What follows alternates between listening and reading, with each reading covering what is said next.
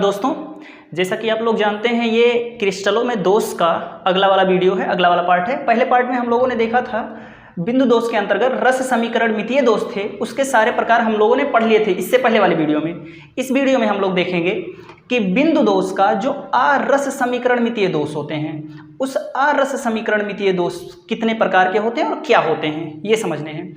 तो आरस समीकरण मितीय दोष दो प्रकार के होते हैं। सबसे पहला है धातु आधिक्यता दोष और दूसरा है धातु न्यूनता दोष।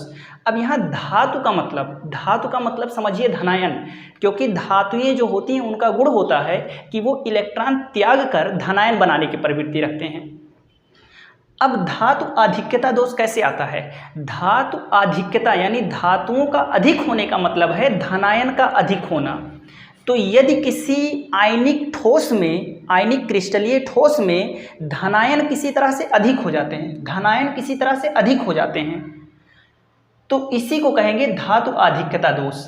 और यदि किसी तरह से धनायन ऋणायनों की अपेक्षा कम हो जाते हैं तो उसी को कहेंगे धातु न्यूनता दोष। अब धातु आधिक्यता दोष को अगर विस्तार से पढ़ना है, यानी कि क्रिस्टल में धनायन की अधिकता कैसे होती है, तो धनायन की अधिकता दो प्रकार से होती है। या तो उसमें धनायन की वृद्धि हो जाए, बाहर से कुछ धनायन आ जाए और धनायन की वृद्धि हो जाए तो धातु आधिक्यता दोष हो जाएगा।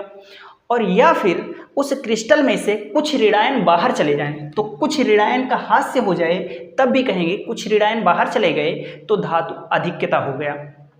अब चलिए हम लोग समझते हैं धनायन की वृद्धि, इस पार्ट को समझते हैं। यानी धातु आधिक्यता दोष के भी दो प्रकार हैं, धनायन की वृद्धि होकर धातु आधिक्यता दोष आए या ऋणायन का हास्य होकर धातु आधिक्यता दोष आए। तो धनायन की वृद्धि कैसे होती है ये समझते हैं। तो देखिए इस प्रकार से जो दोष आता है, धनायन की वृद्धि होकर जो दोष आता है वो किस प्रकार के क्रिस्टल में आएगा? वो केवल ऐसे क्रिस्टल में आएगा जो धातु हैलाइड हों, प्रबल क्षार धातु हैलाइड।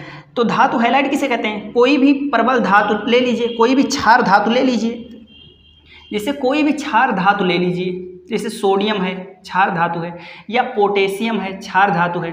तो कोई भी क्षार धातु ले लीजिए और उसका हैलाइड माने हाइलोजन जुड़ जाए। हाइलोजन किसे कहते हैं? जैसे फ्लोरीन, क्लोरीन, ब्रोमीन, आयोडीन, ये सब हाइलोजन है। अब इसमें से कोई भी आकर इससे जुड़ जाए, जैसे Cl आके जुड़ जाए या फिर Br आके जुड़ जाए, तो इसी को कहेंगे क्षार धातु हैलाइड। ये क्षार धातु है, ये हैलाइड है। यानी ये है तो यानी से Cl जुड़ जाए या यानी से Br जुड़ जाए तो ये क्या है? क्षार धातु हैलाइड है, ये क्षार धातु हैलाइड है। तो क्षार धातु हैलाइड के क्रिस्टल में ये वाला प्रकार देखने को मिलता है। अब क्षार धातु हैलाइड में कैसे देखने को मिलता है? तो कोई भी क्षार धातु हैलाइड लेकर उसमें जो धातु है उसी धातु का वाष्प उसके ऊपर प्रवाहित करने से ये दोष उत्पन्न होता है। जैसे मान लीजिए NaBr है। अब NaBr में क्षार धातु सोडियम है तो सोडियम की वाष्प इस पर प्रवाहित कीजिए तो हमें NaBr में ये वाला दोष देखने को मिल जाएगा। KCl है तो KCl में क्षार धातु क्या है? पोटेशियम है। तो KCl के ऊपर अगर हम पोटेशियम की वाष्प प्रवाहित कर दें तो ये वाला दोष देखने को मिल जाएगा। जैसे NaCl है तो NaCl में क्षार धातु क्या है? Na है और हाइलाइड क्या है? हाइलोजन क्या है? Cl है।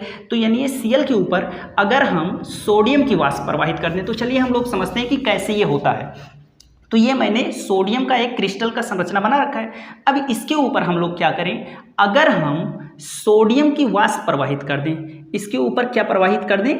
इसके ऊपर प्रवाहित कर दें सोडियम वाष्प, सोडियम का वाष्प अगर प्रवाहित कर दें तो अगर जब हम सोडियम की क्रिस्टल के ऊपर सोडियम की वाष्प प्रवाहित करेंगे तो सोडियम के कुछ कण इसके ऊपर आकर चिपक जाएंगे। सोडियम के कुछ कण इसके ऊपर आकर चिपक जाएंगे। अब जब सोडियम के कुछ कण यहाँ पर आकर चिपक गए हैं तो क्या होगा? क्रिस्टल के अंदर से कुछ क्लोरीन जो अपनी जगह पर पूर्ण अस्थायी नहीं है वो क्या करेंगे? इस सोडियम की तरफ आना चाहेंगे। तो जब सोडियम की तरफ ये आना चाहेंगे तो इस पर माइनस चार्ज है और माइनस का स्वागत करने के लिए सोडियम को प्लस होना पड़ेगा। और ये प्लस कैसे होगा? तो सोडियम धातुओं का गुण होता है कि वो इलेक्ट्रॉन त्याग कर धनायन बनाने की प्रवृत्ति रखते हैं। तो सोडियम एक प्रबल धातु है तो ये इस क्लोरीन का स्वागत करने के लिए क्या करेगा? इलेक्ट्रॉन को त्यागेगा और वो इलेक्ट्रॉन, वो सोडियम द्वारा त्यागा गया इलेक्ट्रॉन इस क्लोरीन की जगह पर आकर बैठ गया, इस क्लोरीन की जगह पर आकर बैठ गया, और क्लोरीन यहाँ से निकलकर, अब इसने जब इलेक्ट्रॉन त्याग दिया तो इस पर प्लस चार्ज आ गया, तो यहाँ से क्लोरीन उठकर जाकर यहाँ पर बैठ गया, और इस प्रकार से इस क्रिस्टल में एक दोष उत्पन्न हो गया। यहाँ क्लोरीन आयन एक ऋणायन का स्थान था, उसके स्थान पर एक इलेक्ट्रॉन है, तो इसमें समझ लीजिए दोष उत्पन्न हो गया, और इसी को क्या कहते हैं, धनायन की वृद्धि। अब देखिए बाहर से एक्स्ट्रा सोडियम आया, क्लोरीन तो जितना था उतना ही है, क्लोरीन यहाँ था वहीं यहाँ चला गया, लेकिन एक सोडियम एक्स्ट्रा बाहर से आ गया कि नहीं आ गया, तो आ गया, तो क्या हुआ, धनायन की वृद्धि हो गई। अब देखिए इसके कारण इसके अंदर कौन कौन से गुण परिवर्तित होंगे। तो पहला चीज़ यहाँ पर मुक्त इलेक्ट्रॉन है, तो मुक्त इलेक्ट्रॉन के कारण पहला चीज़ तो इसमें रंग आ जाएगा, रंग देखने को मिलेगा। जैसे सोडियम का जो सोडियम क्लोराइड का क्रिस्टल होता है ये सफ़ेद होता है, और वाष्प प्रवाहित करने के बाद उसमें पीलापन आ जाता है, तो वो इसी कारण आ जाता है। तो पहला चीज़ तो रंग देखने को मिलेगा।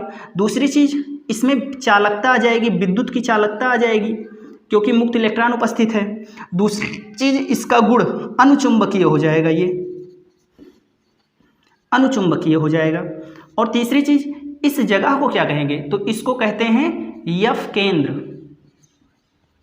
इस स्पेस को क्या कहते हैं, जहां पर इलेक्ट्रॉन आ गया है, जहां से ऋणायन निकल कर चला गया है, उसे कहते हैं यफ केंद्र। और यफ का मतलब क्या होता है, ये स्पेनिश भाषा का शब्द है फॉरबेन जेनेटर, फॉरबेन, यफ का मतलब क्या होता है, फॉरबेन जेनेटर। तो ये हो गया धनायन की वृद्धि। धनायन की वृद्धि कैसे हुई आप लोग समझ गए। अब देखिए ऋणायन का हास्य कैसे होता है, ऋणायन का हास्य कैसे होता है, ऋणायन का हास्य कैसे होता है। तो ऋणायन का हास्य कैसे होता है, अच्छा ये थोड़ा थोड़ा शॉटकी दोष के जैसा है, और ये थोड़ा थोड़ा फ्रेंकल दोष के जैसा है। तो देखते हैं ऋणायन का हास्य कैसे होता है। तो अगर कोई क्रिस्टल है, क्रिस्टलीय संरचना है, उसमें से जो ऋणायन है वो गैस बनकर बाहर भाग जाए, निकल जाए, तो ये वाला दोष उत्पन्न हो जाता है। फिर से सुन लीजिए, कोई क्रिस्टलीय ठोस है, उसमें से जो आयनिक क्रिस्टलीय ठोस है, उसमें से जो ऋणायन है वो गैसीय अवस्था में बदलकर बाहर निकल जाए, तो ये ऋणायन का हास्य हो जाता है। और ऋणायन जब बाहर निकल गया, ऋणायन बाहर निकल गया, तो एटोमेटिक पॉजिटिव वाला ज़्यादा हो गया इसमें, और फिर क्या हो गया, धातु अधिकता। पॉजिटिव ज़्यादा हुआ तो धातु अधिकता, पॉजिटिव माने धातु। अब ये कैसे होता है, जिसे अगर इसके एग्जाम्पल से समझा जाए तो होगा क्या, जिसे मान लीजिए ZnO का एग्जाम्पल ले लें, ZnO का एग्जाम्पल। तो होता क्या है, जैसे इसमें ZnO के सारे हैं, सब लोग इसमें लगे हुए हैं। अब क्या होता है, ZnO में से जब ये दोष उत्पन्न होता है तो क्या कैसे होता है, Zn वो क्या करेगा, Zn और वो टूट जाएगा, आपस में टूट जाएगा। तो Zn और वो जब टूटेगा तो क्या बनेगा, Zn पर +2 चार्ज आएगा और ऑक्सीजन पर -2 चार्ज आएगा। अगर ZnO को तोड़ा जाए तो जिंक पर +2 चार्ज आएगा और वो पर -2 चार्ज आएगा। फिर क्या करें, Zn तो +2 है ही, Zn +2 है ही, ये ऑक्सीजन क्या करेगा, ऑक्सीजन पर -2 चार्ज है, मतलब 2 इलेक्ट्रॉन इस पर एक्स्ट्रा है, तो ये ऑक्सीजन अकेले रहेगा, और जो इस पर 2 इलेक्ट्रॉन थे उन 2 इलेक्ट्रॉनों को ये त्याग देगा, बाहर छोड़ देगा।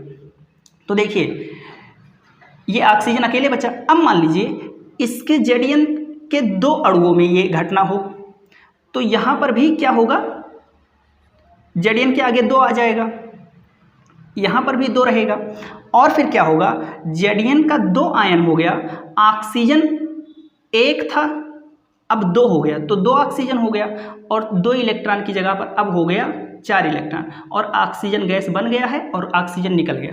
यानी Zn वो क्रिस्टल में से वो गैस, ये वो टूट कर गैस बनकर ऊपर निकल जाए, तो ऋणायन समझ लीजिए बाहर चला गया, तो क्या बनेगा, माइनस बनेगा। और फिर ये इलेक्ट्रॉन जो है, जैसे मान लीजिए ये ऋणायन है, ऑक्सीजन का ऋणायन है, अब ये ऋणायन क्या हुआ, बाहर भाग गया।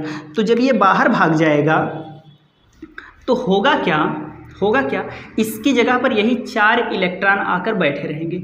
वो जो ऋणायन था वो तो बाहर भाग गया, अब इसकी जगह पर कौन आकर बैठेगा, चारों इलेक्ट्रॉन। और फिर क्या आएगा, इसको संतुलित करने के लिए ये जिंक का जो आयन है ये आकर इसके अंतराकाश में आकर बैठेगा, Zn पर जो +2 है ये आकर अंतराकाश में बाहर बैठेगा, ठीक है। और इस प्रकार से जो दोष उत्पन्न हुआ वो है ऋणायन का हास्य के द्वारा दोष।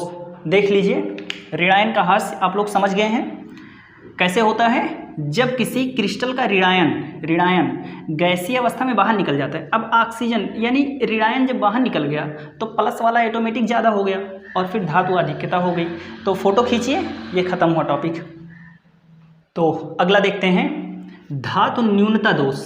धातु न्यूनता माने धनायन किसी तरह से क्रिस्टल में कम हो जाए, किसी भी क्रिस्टलीय ठोस में धनायन किसी तरह से कम हो जाए और रस समीकरण मिति बिगड़ जाए, तो इसी को कहते हैं धातु न्यूनता दोष। तो धातु न्यूनता दोष क्या है?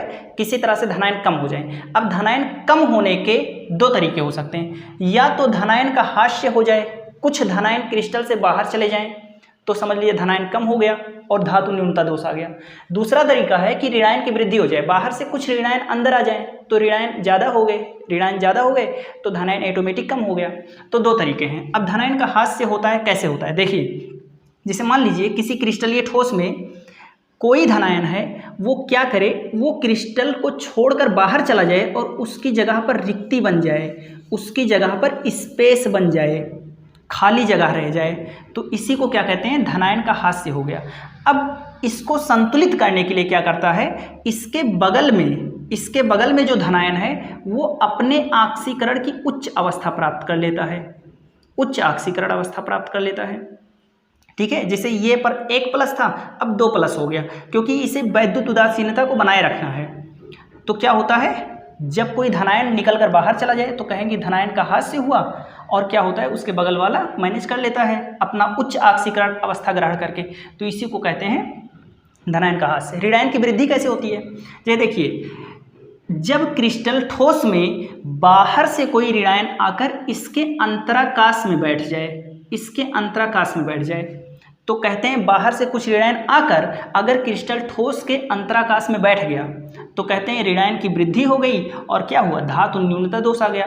और जब बाहर से कुछ ऋणायन आकर इसके अंतराकाश में बैठ जाते हैं तो इसके पास में जो प्लस वाला होता है, वैद्युत उदासीनता को बनाए रखने के लिए वो अपनी उच्च ऑक्सीकरण अवस्था प्राप्त कर लेता है। उच्च ऑक्सीकरण अवस्था का मतलब क्या है, जैसे देखिए FeCl2 और FeCl3 में Fe की ऑक्सीकरण संख्या 2 है और FeCl3 में 3 है, तो कुछ धातुएं उच्च ऑक्सीकरण मतलब डबल परिवर्ती ऑक्सीकरण संख्या प्रदर्शित करते हैं। कभी उनकी ऑक्सीकरण संख्या कुछ और होगी और कभी उनकी ऑक्सीकरण संख्या कुछ और होगी। तो देखिए FeCl2 में ऑक्सीकरण संख्या 2 है और FeCl3 में 3 है। तो ऐसे ही यौगिकों में ये वाला दोष देखने को मिलता है जो परिवर्ती ऑक्सीकरण संख्या प्रदर्शित करते हैं। ठीक है, तो अपनी उच्च ऑक्सीकरण संख्या, जैसे क्रिस्टल में 2 था और बाहर से ऋणायन आया तो उसने क्या किया, उच्च ऑक्सीकरण अवस्था ग्रहण कर ली और इस प्रकार से ऋणायन की वृद्धि हुई। अब इसकी भाषा देखिए, ये मैंने लिख दिया है भाषा, आप लोग फोटो खींचिए। और ऋणायन की वृद्धि होकर जो ये दोष उत्पन्न होता है, ये प्रायः देखने को नहीं मिलता, क्योंकि ऋणायन का आकार जो होता है वो धनायन की अपेक्षा बहुत बड़ा होता है, इसलिए वो अंतराकाश में प्रवेश नहीं कर पाता, तो बहुत कम देखने को मिलता है। और इस तरह से सारे के सारे क्रिस्टलीय दोष समाप्त हो गए।